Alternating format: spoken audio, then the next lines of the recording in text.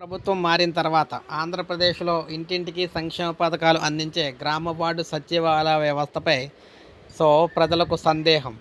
అవును. గ్రామ వార్డు సచివాలయ వ్యవస్థలు కొనసాగుతాయా లేవా?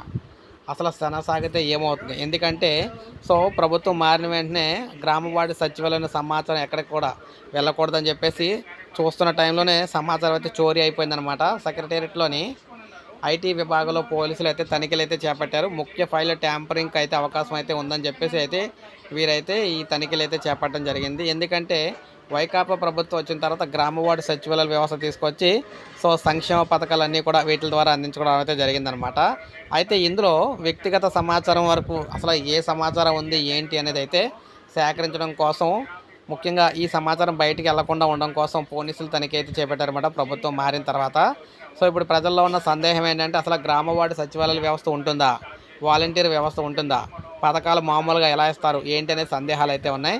అయితే ప్రభుత్వం చెప్పిన దాన్ని బట్టి మనం చూసుకుంటే గ్రామ వార్డు వ్యవస్థ, సచివాలయ వ్యవస్థ ఉంటుంది. వాలంటీర్ వ్యవస్థ కూడా ఉంటుంది. కాకపోతే వీటిలో పరిమితులు అయితే ఉంటాయన్నమాట.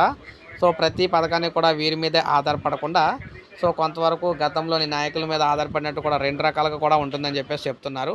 ఏది ఏమైనా సంక్షేమ పథకాలు అనేవి నేరుగా లబ్ధిదారుల ఖాతాలోకి అయితే జమ చేస్తాం కాబట్టి ఎక్కడ ప్రాబ్లం అయితే ఉండదని చెప్పేసి చెప్తున్నారన్నమాట. ఇది ఏపీలో మనకి పథకాలకు సంబంధించి అందించే వ్యవస్థలకు సంబంధించి లేటెస్ట్ అప్డేటు. ఒక లైక్ చేయండి, సబ్స్క్రైబ్ చేసుకోవాలి, మన ఛానల్ సబ్స్క్రైబ్ చేసుకోండి.